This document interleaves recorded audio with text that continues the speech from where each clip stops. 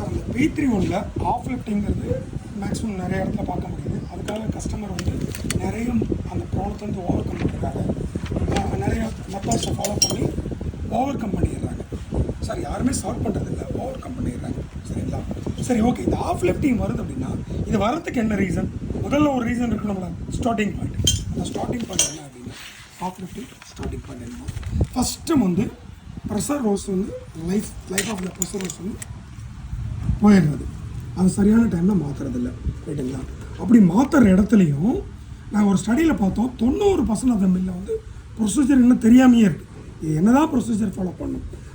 Contract team வராங்க, ஏதோ ஒன்று பண்ணுறாங்க, இதை டேமேஜ் பண்ணுறது நிறையா அவங்களுக்கு தெரிஞ்ச மெத்தடில் எல்லாம் டைட் பண்ணி பண்ணுறது. சரிங்களா? இது இல்லாமல் இன்னொரு டெக்னிக்கல் ரீசன் என்னன்னா, ஒரு செக்ஷனில் வந்து மொத்தம் 3 ரோலர் ஸ்டாண்ட் இருக்குது சார். 3 ரோலர் ஸ்டாண்டில் பழைய மிஷினில் 2 ரோலர் ஸ்டாண்டில் வந்து கிரில் ராட் இருக்கும். இப்போ வர புது மிஷினில் ஒரு ரோலர் ஸ்டாண்டில் மட்டும் தான் கிரில் ராட் இருக்கும். ரைட்டுங்களா? இந்த ஒரு கிரில் ராடு தான் கிரில் வெயிட்டு, ஓவர் ஸ்டேஷனோட வெயிட்டு, காம்பாக்டோடைய வெயிட்டை வந்து ஆட் பண்ணியிருப்பாங்க. காம்பாக்டோடைய வெயிட் வந்து ஆட் பண்ணியிருப்பாங்க. ரைட்டுங்களா? ஏதோ ஒரு மெயின்டெனன்ஸ் ரீசனுக்காக சரிங்களா, இந்த போல்ட்டை வந்து மில் ஃபிட்டர்ஸ் லூஸ் விடுவாங்க. ஒரு ஜம்பிங் பார்க்குறது அந்த மாதிரி சமயத்தில் என்ன ஆகும்னா, இது லூஸ் விட்டோடனே இந்த ஓவர்லோடு இங்கே இருக்குது இல்லைங்களா, இது வெளியில் போய்ட்டு இது உள்ளே வந்து கீழே போகல. இந்த பர்டிகுலர் டாப்பம் ஓவர்லோட் ஆகிடும், பக்கத்து டாப்பம் அண்டர்லோட் ஆகிடும். எப்பயுமே இது ஓவர்லோட் ஆகணும், பக்கத்து டாப்பம் அண்டர்லோட். சரிங்களா?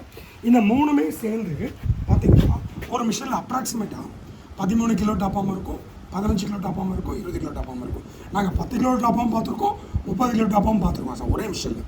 பட் ஒரு அப்ராக்சிமேட் வேல்யூ, ஒரு ரீசனபிள் வேல்யூ நாங்கள் எடுத்துக்கிட்டோம். ரைட்டுங்களா? இது வருது. இந்த மாதிரி 13 கிலோ இருக்க டாப்பாம் எடுத்து பார்த்தீங்கன்னா ஒரு 10% கூட இருக்கிறது இல்லை. அந்த நம்ம ஸ்டார்டிங் பாயிண்டில் நான் சொல்கிறது.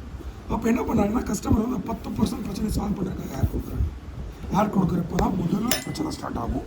அந்த 10% டாப்பாம் சால்வ் ஆகிடும். மற்ற டாப்பாம்லாம் ஓவர்லோட ஆரம்பிச்சு இந்த மாதிரி ஃபல்கம் பார்த்திங்கன்னா பயங்கரமாக டேமேஜ் ஆகிடும், ஃபுல்லாக எக்ஸ்பாண்ட் ஆகிடும்.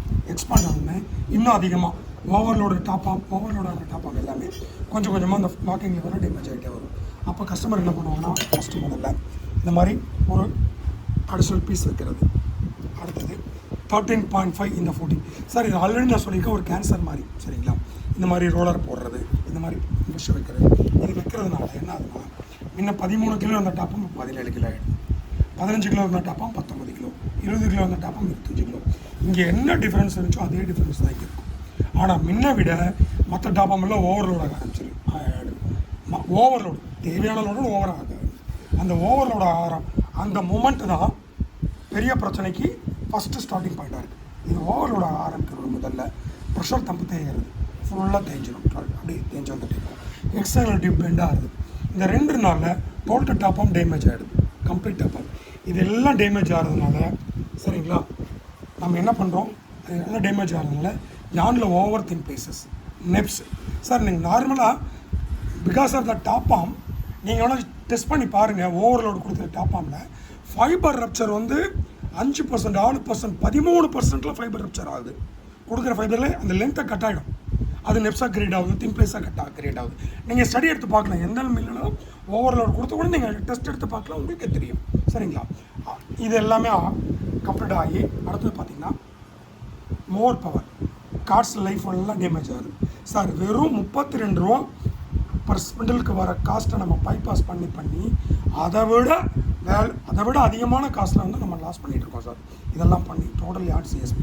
இதில் என்ன அப்படின்னா, இதெல்லாம் பண்ண பிறகு மிஷினில் ஒரு பெர்ஃபார்மன்ஸ் வரும் இல்லைங்களா, இந்த அடிஷனல் புஷ் இதெல்லாம் வச்சு இந்த பெர்ஃபார்மன்ஸ் எனக்கு தெரிஞ்சு சார் 100% மில்லில் 14 mm ரோலர் போட்ட மில்லுலையுமே தூக்கி தான் விட்டுருக்காங்க, எதுவுமே அமுத்தி ஓட்டலை. அப்படின்னா இது பிரயோஜனம் இல்லையே. என்னென்னா டோட்டல் டாப் வந்து டேமேஜ் ஆகிடுச்சுன்னு அர்த்தம். சரிங்களா? இப்படி பெர்ஃபார்மன்ஸ் தான் நம்ம ரைட் பெர்ஃபார்மன்ஸ் நினச்சிட்ருக்கோம். ஆஃப் லிஃப்டிங்கில் ஓட்டுறது, இது போனி ஆஃப் லிஃப்டிங்கில் ஓட்டுறதுனால பெர்ஃபார்மன்ஸை நம்ம ரைட்டு நினச்சிட்ருக்கோம். பட் நீங்கள் டாப் கரெக்டான லோடை கொடுத்து ப்ரெஸ் பண்ணி ஓட்டி பாருங்கள், மிஷினோடைய பெர்ஃபார்மன்ஸ் என்டையர்லி வேறு மாதிரி இருக்கும்.